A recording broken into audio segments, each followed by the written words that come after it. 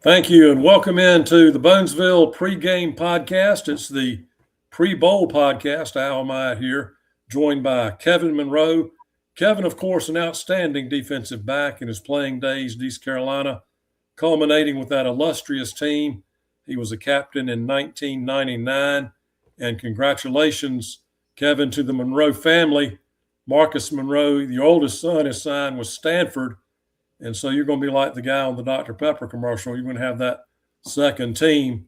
But the business at hand is the Military Bowl in East Carolina, getting set to take on Pitt Saturday, 11 a.m. kickoff in Annapolis, Maryland at Navy Marine Corps Field. And since we talked the last time, Kevin, some significant attrition in the Pirate program.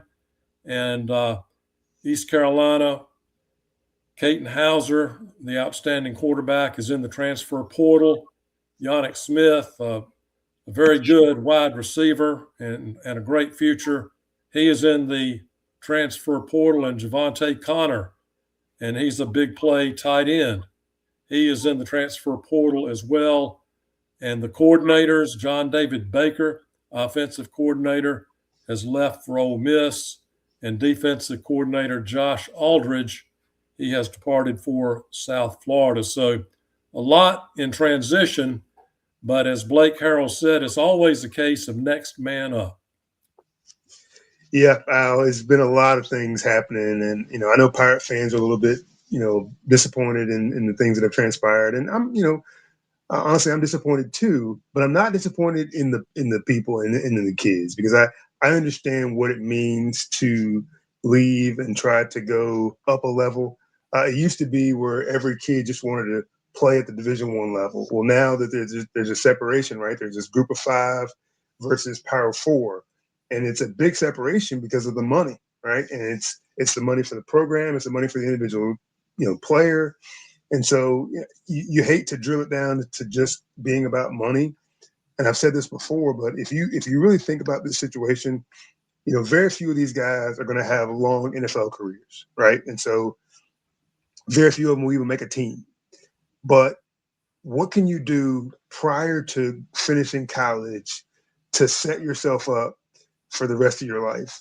And it's make as much money during college as possible. Now that that's a reality, now that that's a thing, I mean, how do you blame Caton Hauser for, leaving to get paid $2 million somewhere else? I don't know the number. I'm just guesstimating about what it'll be.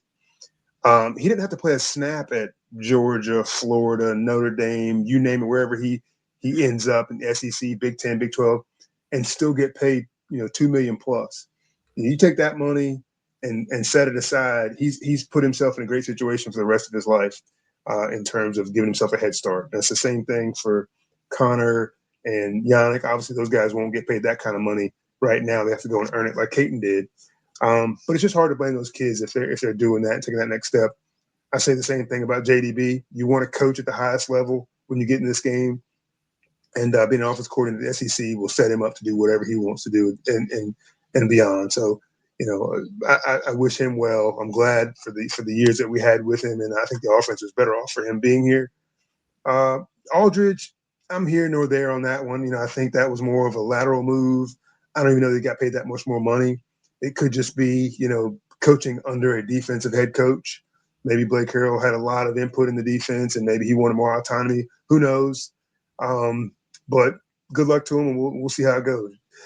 So I don't have ill will towards the coaches or players, because everybody's just trying to take that next step, potentially have a better opportunity for themselves in their future. And we'll just say good luck to them, and we'll keep moving on, and we'll cheer for the name on the front of the jerseys and not the name on the back. That's right, Kevin. And Blake Harrell, of course, he made a real good hire, it appears, in terms of the next offensive coordinator for the Pirates, and that's Jordan Davis. And he comes from North Texas, and the Mean Green really put up some productive offensive numbers this season. Yeah, they were, if not the leading offense in the country, one of. I think they were right up there at the top. And so North Texas being in our conference, we got a chance to see them. We didn't play against them, but we got a chance to see film of them and see what their offense did.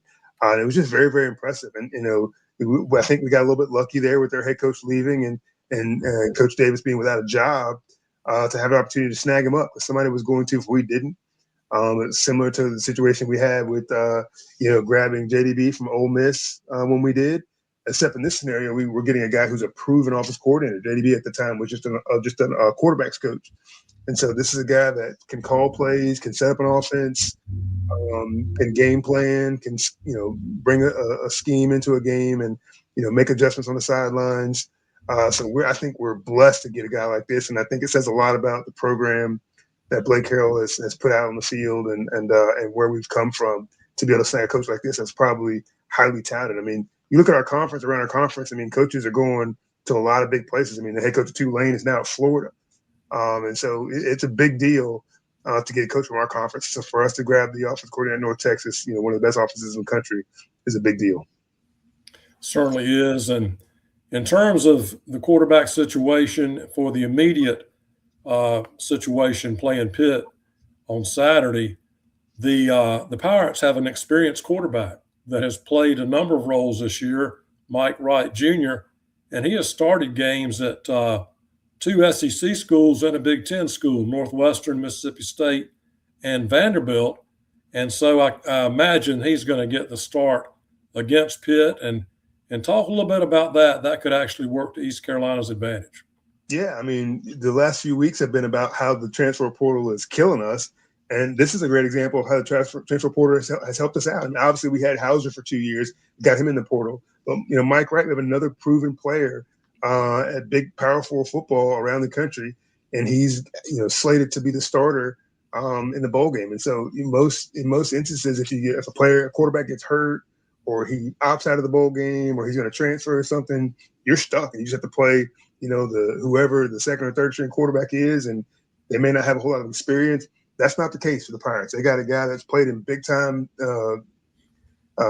arenas, or stadiums rather, played in big time circumstances, opportunities. He's stepped up and made plays. And then this year, all the different things we've asked him to do. Hey, the guy's been a punter on our team, but he's thrown a pass, he's caught a pass, he's run the football. He's been on special teams. He's just done it all. And so you love having a guy like that you can roll out there and say, hey, just go play. And here's the thing. The coaches say he's the fastest player on the team. And at his size, he's 6'3" or more, over 200 pounds, and just can flat out fly.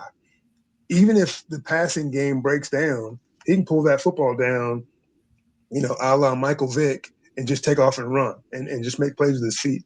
That's going to be the toughest thing for Pitt to have to game plan for, because all they've seen on tape all year long is Caden Hauser.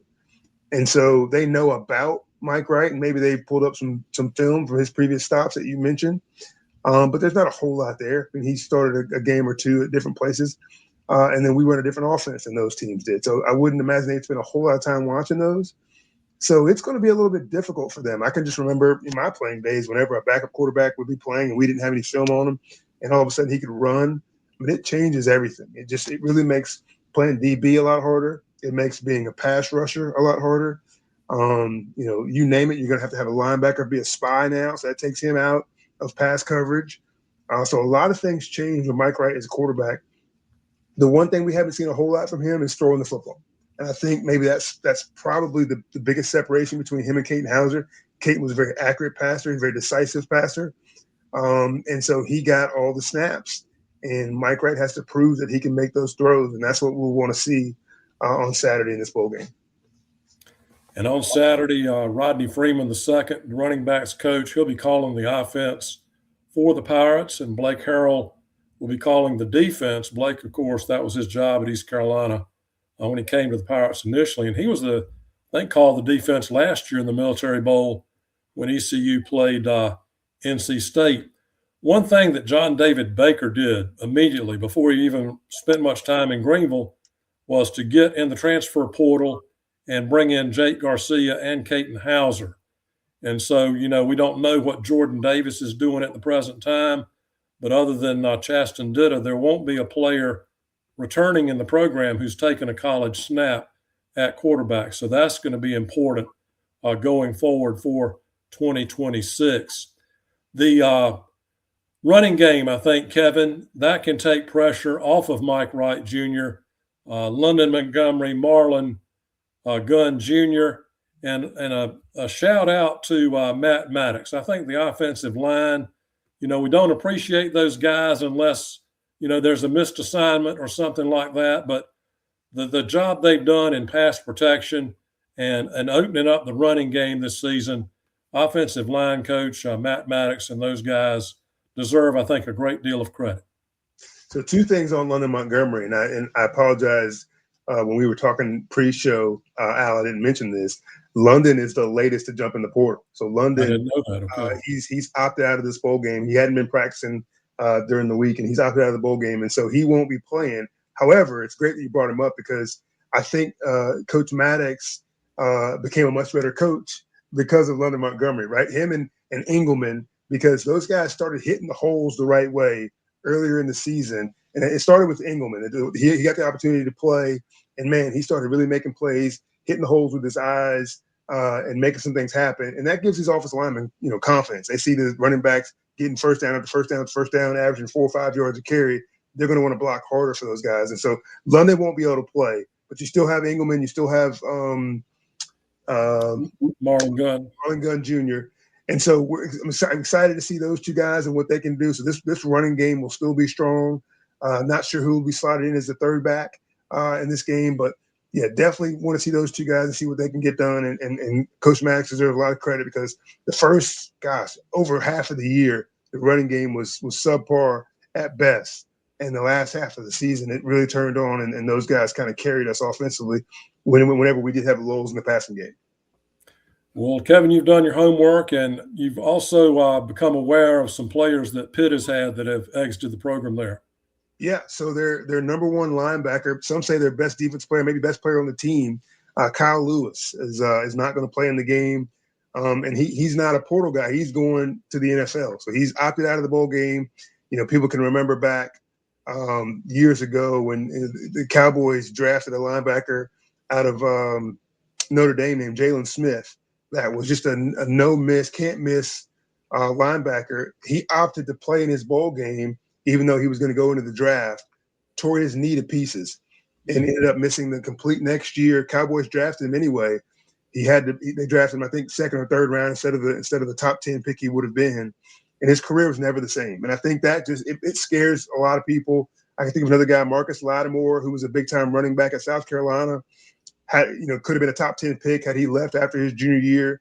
Decided to come back and play at South Carolina. Blew his knee out that season.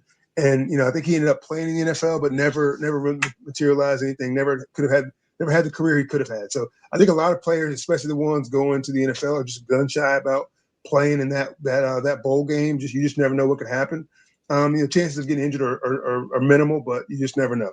So Kyle Lewis, the linebacker, is opted out. He's going to the NFL. That's a big deal, especially playing against the Pirates and Mike Wright Jr. You want to have your top linebacker there. They will not have him. They've also have a receiver who had very few catches. I think he had maybe 8 catches on the year for 60 yards and a touchdown. And then a running back, redshirt freshman running back, had 260 yards, averaging about 4 yards a carry. And he's hit the transfer portal. So they've lost 3 guys that I'm aware of so far. Not the quarterback, not an all conference wide receiver, anything like that, but definitely a couple players that will make a difference, especially the linebacker in this game. Well, I hesitate to say, but Anthony Smith, I'm hoping that there's no news or bad news on him because he can certainly stretch out defenses, and you still got some receivers. Peyton Mangrum obviously showed his value at the end of the Memphis game when Yannick Smith was out and made the game-winning catch. But DeCerio Riles can certainly contribute at tight end. Yep. And Brock Spalding. You've got a number of guys that can step up in terms of receivers. No, Anthony Smith, I mean, he's had, maybe one subpar game this year. The rest of the year, he's had a really great season, caught the football well. And even after the game that wasn't so good, he bounced back the very next game, had a couple of touchdown catches. So he's been strong all year long. Brock Spalding has been, Mr. Consistency with he's able to catch the ball downfield, but also they look for him a lot on third downs. I think he'll be big for Mike Wright. If he's back there trying to go through his progression, you can always count on a guy like Brock Spalding on third downs. DeCerio Riles, he's had a lot of kind of substitutions with Javante Connor throughout the season. And now he won't have that. They do have a third string tight end that we'll see some, but they're going to be really relying on Desario. So he's going to have to, weather the storm. And he's a guy that he'll get banged up during games. And, he's had an ankle and a shoulder and some different things. And he's powered through. I don't think he's missed any games this year, but he's had some bumps and bruises. So hopefully, after this, few weeks off after the last regular season game, hopefully he's completely healthy. We're going to be counting on him big time. But yeah, I don't see a lot of drop off in the passing game. There was a time there when Yannick Smith was hurt, and as you mentioned, Mangrum stepped up and Brock stepped up, and so did the tight end. So I expect him to have some good targets out there to throw to, and for him to do a good job of getting the ball to those guys. Kevin, as we talk today, it seems like the players that have left have been offensive players. And as to my knowledge, the defense seems like it's pretty intact. I wonder if that is somewhat of a testimony to Blake Harrell being the former defensive coordinator, and maybe the Pirates have kind of a defensive identity. Well, what's interesting, Al, and we talked about this all season long, is there really were never any big names on defense. There was always just a bunch of guys that played hard. Your J.D. Lampleys and your Raheem Craigs, your Tegan Wilkes, just hard-nosed guys. And Tegan, he tried the portal. He left and went away to Houston, and he ended up coming back to be a Pirate. The one name, the one guy that I would say it's probably the best player on defense, and the player that if he went in the portal will be the most highly touted, is Ridley. Jamali Riddle. Jamali Riddle is just he's an unbelievable player. He runs well. He tackles well. He can cover. I mean, he's just a really good player in that back end. As far as I know, he's coming back next year. I hadn't heard otherwise, but he's the real deal. And so hopefully the Pirates can keep him. Maybe some of that money they were going to give Caton Hauser, they'll give to him to keep him in-house.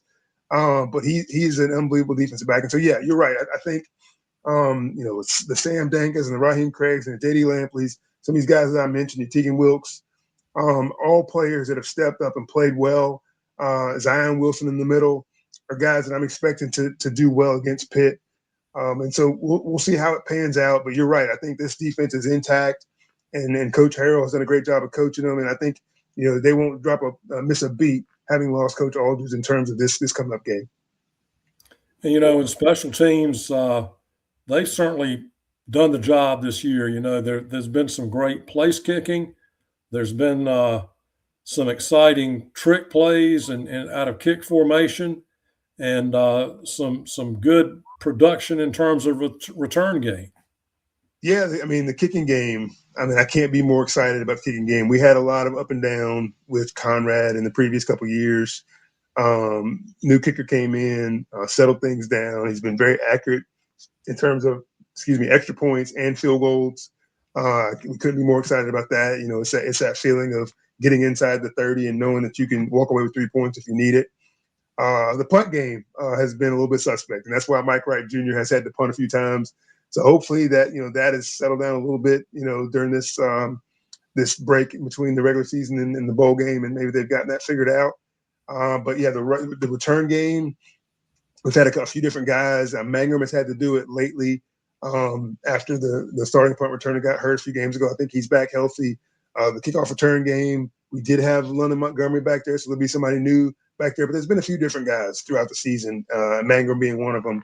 And they'll be back there that can fill in a solid way. So I think the return game will be fine. I think the field goals will be fine. Hopefully the punt game has gotten better. Well, let's size up the Panthers a little bit, Kevin. From my viewpoint, they've been somewhat inconsistent this year. They went to Georgia Tech and had a thorough victory there that impacted the standings in the ACC. But then, they're hosting Notre Dame. I think that is the game of the week on ESPN, and Notre Dame was very decisive in that victory. They lost to Miami of Florida. They've had their ups and downs. And so a lot of it in a bowl game is how motivated is a team. And if you're playing for the Pitt Panthers, how excited are you going to be going to the Military Bowl? You missed a chance to play for the ACC championship, and this may not have been the desired destination. Listen, if you want to know how much the Pitt folks want to be in this game, just go to their message boards. They are not very happy about having to play the Pirates. For one, they're playing a Group of 5 team. Two, they're playing in a bowl game they consider to be less desirable. And as you said, 3, they had an opportunity to play in the ACC championship and just didn't work out because of tiebreakers or what have you. They've had they've put up a lot of points this year. They've been in some tough games. You name some of them. Obviously lost to Miami, lost to Notre Dame. But they had good wins.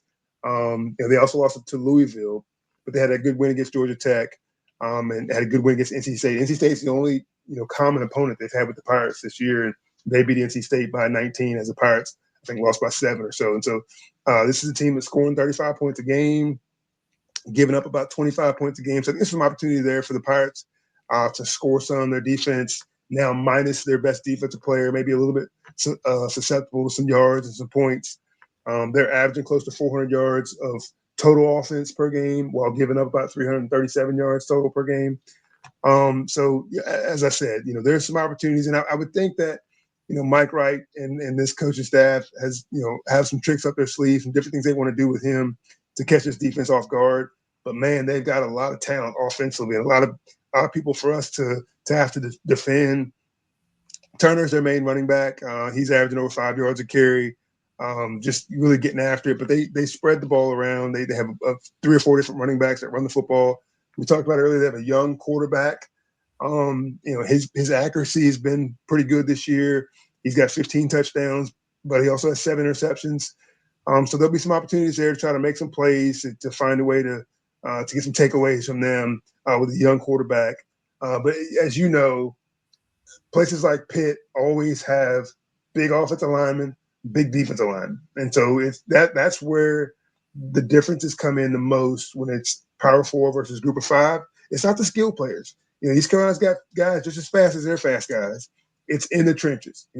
All of their linemen are going to be 6'3", 6'4", over 300 pounds. All of their defensive linemen are going to be big, fast guys. The linebackers are going to all be guys that can run, and that's the difference. And so East Carolina's got to find a way to neutralize their speed on defense, their size on defense, keep people off of Mike Wright Jr. or Chasten Ditter, whoever's back there.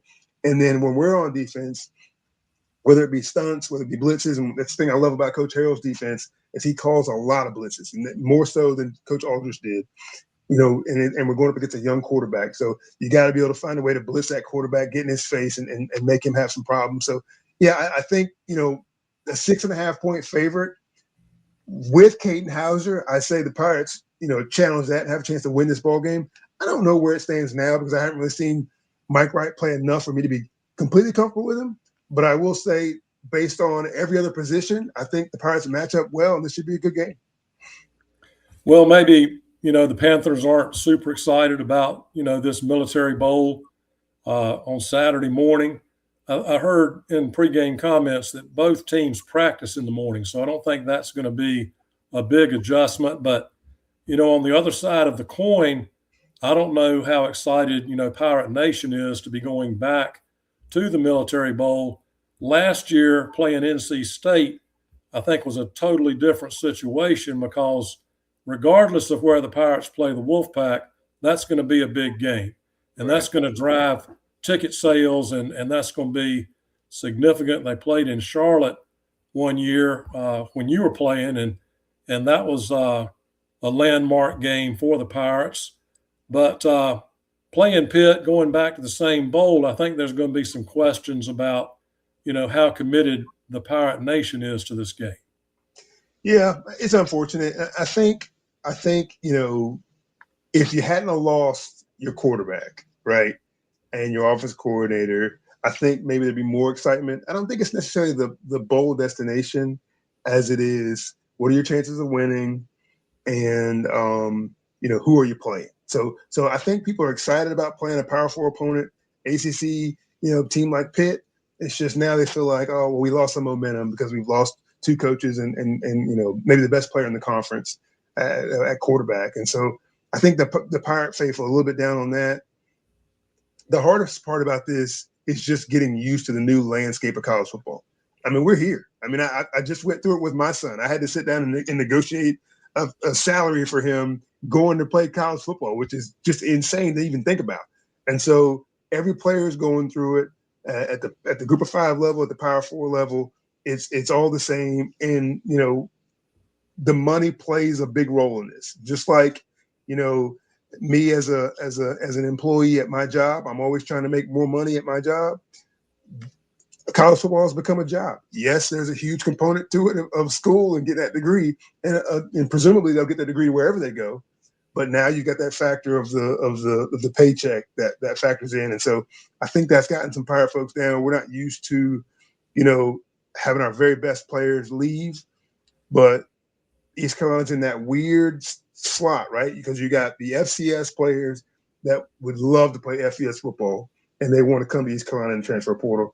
And then you got the Power 4 players that maybe went to a school that was above their grade, and now they're sitting the bench and not playing, but they would do great at a school like East Carolina.